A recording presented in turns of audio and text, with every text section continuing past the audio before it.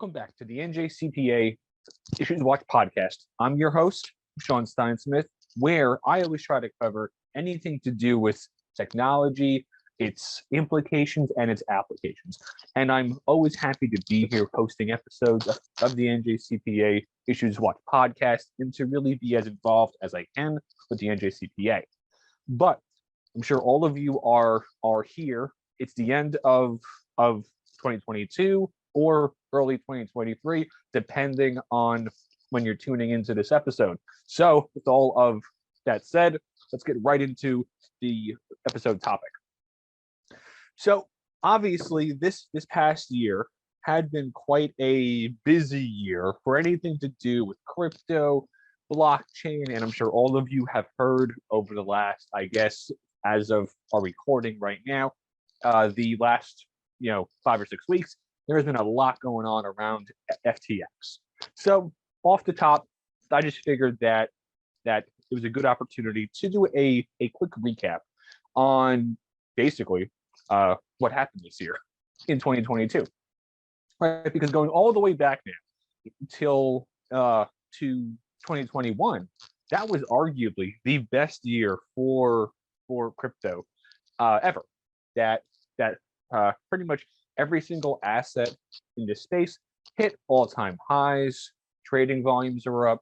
New companies were launched. Projects were being launched, and even NFTs hit the mainstream. And then, obviously, everything going up has to come down also at some point. And in 2022, that was proven to be true, right? And that basically, by any metric or measurement or benchmark, this past year, 2022, it was a rough year for blockchain and any crypto asset applications. But if you pop the hood, then it's a lot easier to, one, understand why, and two, to have more productive conversations with your clients going forward.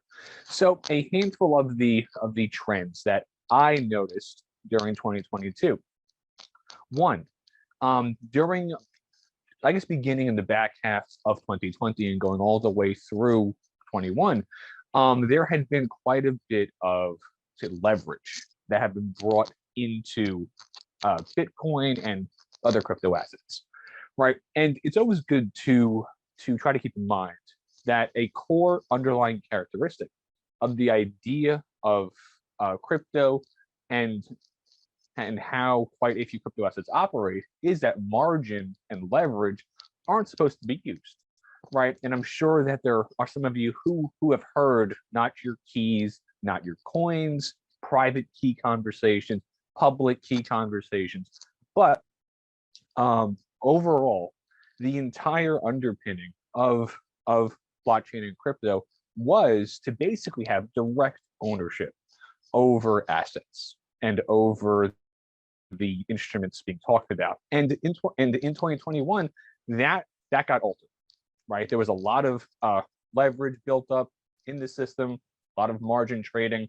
And as that got unwound in 2022, due to a whole number of external factors and I'd say market fundamentals, but there were some pretty large macro headwinds. Obviously, as interest rates went up following a big spike in price in inflation, and then also the ongoing conflict in Europe, all of those geopolitical macro headlines sort of added some extra anxiety into the marketplace, when compounded with that excess leverage caused quite a large drop off in prices, right?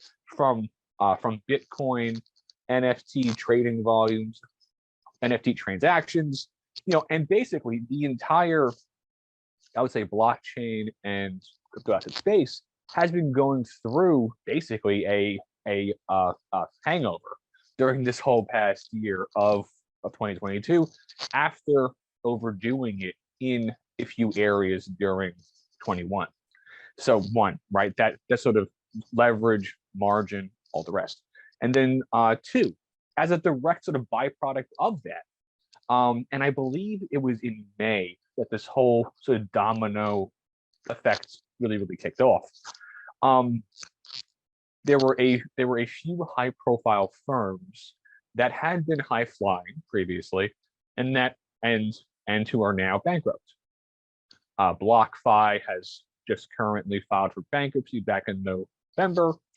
Terra Labs, Celsius, 3 Arrows Capital, and a whole host of other entities out there in the blockchain crypto asset space have actually gone under. But, and trust me, I'll be going over FTX as its own thing. So just hold on there. There were a few core sort of traits that in hindsight were both obvious and common between companies that failed in 2022. And it really, in hindsight, obviously, these corporate failures don't have too much to actually do with blockchain or underlying crypto assets.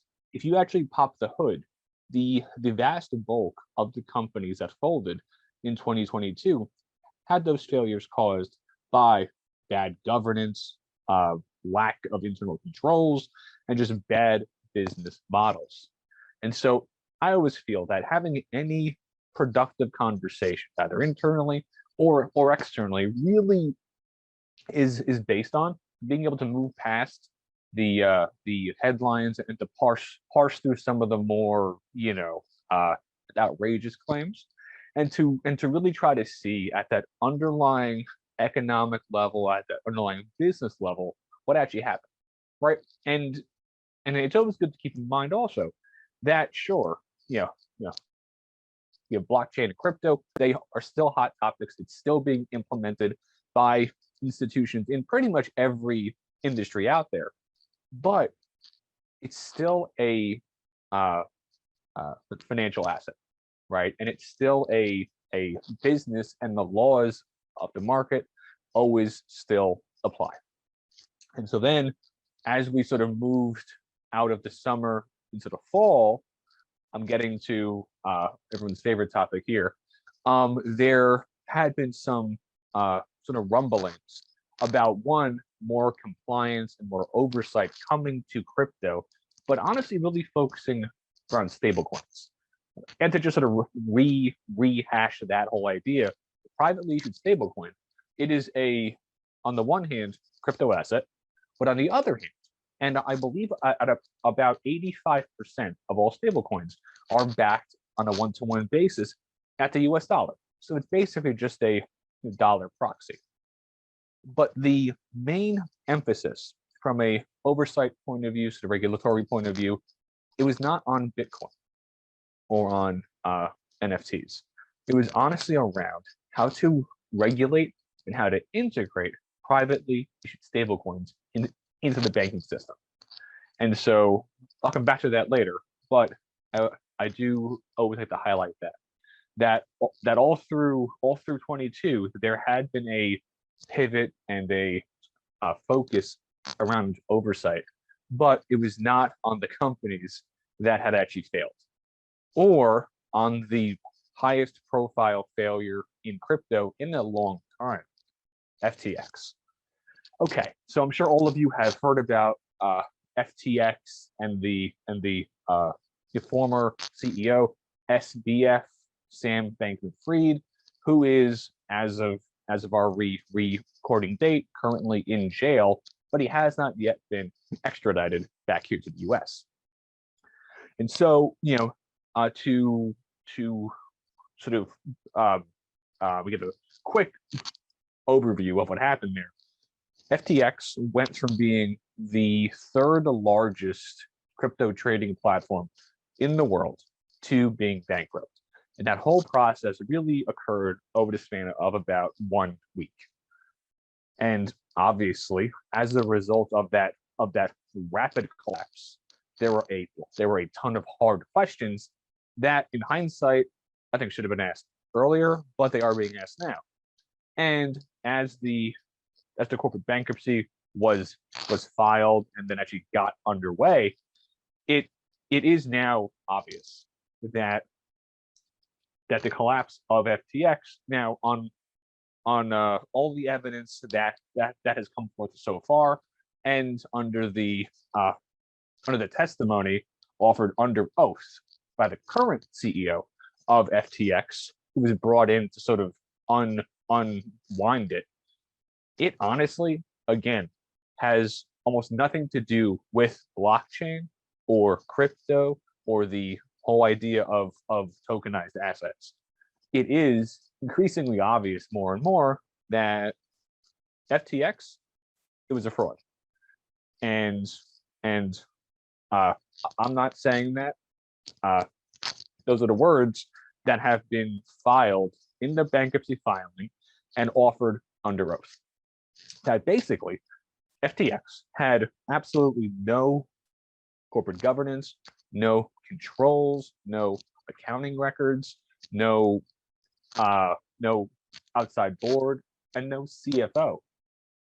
Now, at a company that at its peak was worth over $30 billion, and I believe was grossing revenue of over $1 billion every single year, all of those things should have been massive red flags.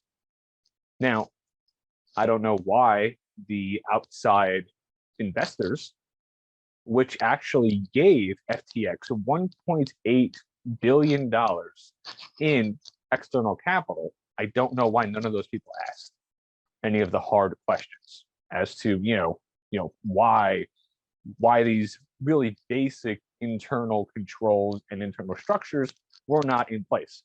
I don't know why, and I'm sure as this whole trial unfolds, and I'm sure it's going to be a high profile, it's a very public trial, I'm sure there are going to be answers that are going to come out at some point. But again, the whole collapse of FTX, again, isn't really connected to blockchain, right? Because it turns out that at the same time that this individual, Samuel Bankman-Fried, had raised almost $2 billion from outside investors, not to mention the actual customer funds, that were placed basically in his custody on his platform. So billions of dollars, they were basically the entire time being then used for personal expenses, high risk trading. I mean, it's honestly just a complete mess from top to bottom. And I'm sure as we speak, there are books, movies, documentaries that are currently being made as to how all of this happened. But there are going to be several, I think, very high profile, very important implications that are going to be a direct result of this. One is the most obvious one. There is going to be more oversight coming, right? I'm not sure from whom.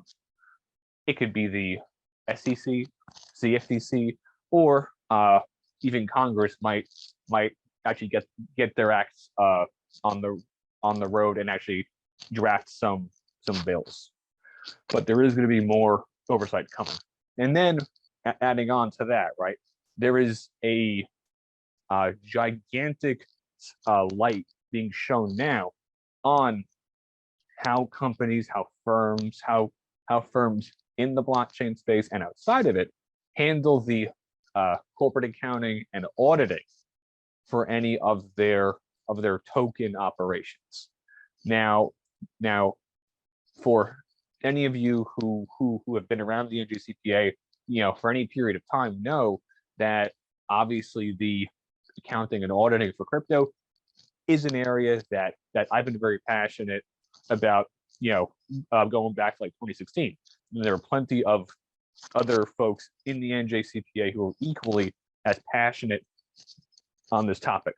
But now, and it's unfortunate that all of this focus and all of this energy is only coming now after the fact, right? And after all of the pain caused by the collapse of FTX.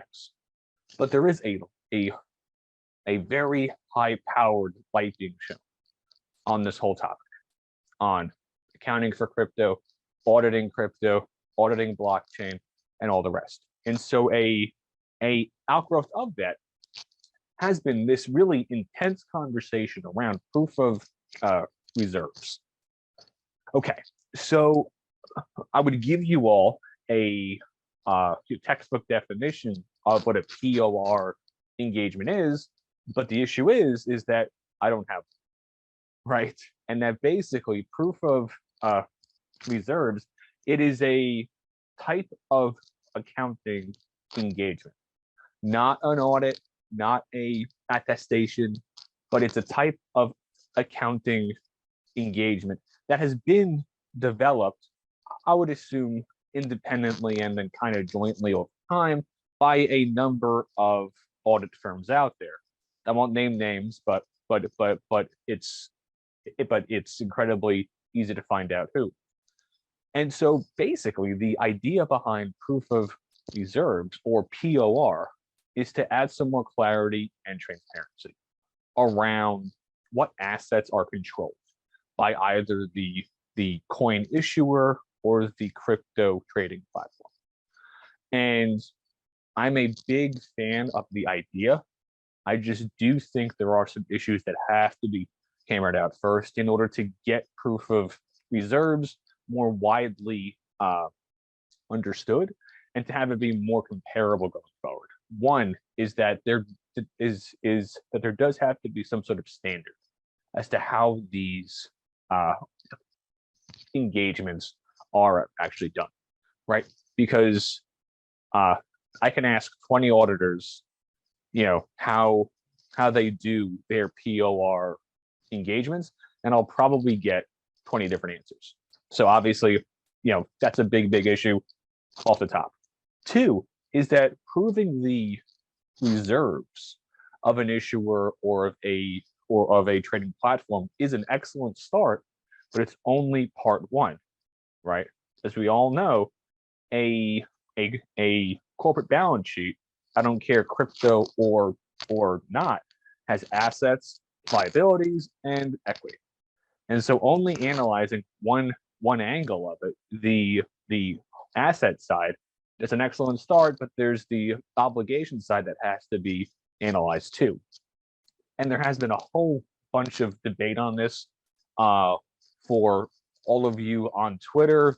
There has been a lot of conversation on Twitter, and for anybody who's not on Twitter, there's a lot of debate on this online. So I do think that going forward into 2023, that's going to be a major topic. I don't think, just my own anecdotal observations, I do not think that the FASB is going to pick up the proof of reserve question, at least not right away. But I do think that there is this clear need for a blockchain or a crypto focused way to examine, attest. I won't call it a audit, right? Because it's not a full audit, but there is clearly a need for a accounting process or a examination process, a engagement performed by a trusted external third party to add some clarity and transparency as to actually what is going on at these firms out there, right? Because the whole collapse of FTX showed really that there is no transparency as to how these firms operate, even at the very highest levels. So I do think that between sort of the public and the market, outcry for clarity and transparency, and the fact that finally the FASB is eventually going to get around to issuing some authoritative standards on this whole area, I do think that all of that, one, is excellent news. Two, it's a bit late, but hey, I'll still take it. And then three, that is going to have the effect, I do think, not obviously directly, but indirectly, of trying to calm down and trying to reassure investors and regulators as to what exactly is going on at these companies and in this space. And so I don't have my crystal ball here, but a few things that I think are pretty much guaranteed to be at the very least on the front burner for 2023 is one, I would say almost guaranteed here is oversight. More oversight, regulation, and compliance. And I do think it is going to be important to not have regulation be passed by individuals who are publicly anti-crypto or anti-blockchain. So I do think there is going to have to be some sort of nuance in there, hopefully, to not just overly regulate companies out there, right? Because there's a lot of good innovation, good ideas, and there's real world economic benefits out there that are derived directly from having blockchain and tokenized ownership and control. So I do think that on the one hand there is going to be more compliance and more oversight coming. On the other hand, I do hope that it's not too onerous. And then two, I would say that there's going to be a ton of work and debate and conversations around how to better audit blockchains, how to better audit crypto. And I would say that all of that is pretty much already underway. Just any quick online search on either Twitter or any other platform out there for proof of reserves, and you'll see what I mean. It on the one hand, it is encouraging to see so many people talking about crypto accounting and auditing. On the other hand, I also do understand that all of this comes as a direct result of billions of dollars of investor money and, more importantly, customer deposits being lost as a result of what is more and more looking like a straight fraud, aka FTX. So, and then three, to try to round out sort of my sort of look aheads. I do think that even after 2022, and even with sort of the headwinds of regulation, compliance, oversight, and then more audits, which are going to be a headwind, because I do think there are more bad actors out there that have to get rooted out. But my third sort of not prediction, but third sort of look ahead is that prices are going to end up higher at the end of 2023 as opposed to now. And so, as always, anything to do with blockchain and crypto, it's fast moving, hard to forecast, and even harder to accurately forecast. But I do think that it's going to be a very interesting year going forward. And just a few housekeeping items before I sign off. I do encourage everybody who is not a member of the NJCPA Emerging Technologies Interest Group to go sign up at njcpa.org/groups. And all of our NJCPA IssuesWatch episodes, including mine, are online at njcpa.org/podcasts. Have an awesome end of 2022 and then even better opening to 2023. Thanks.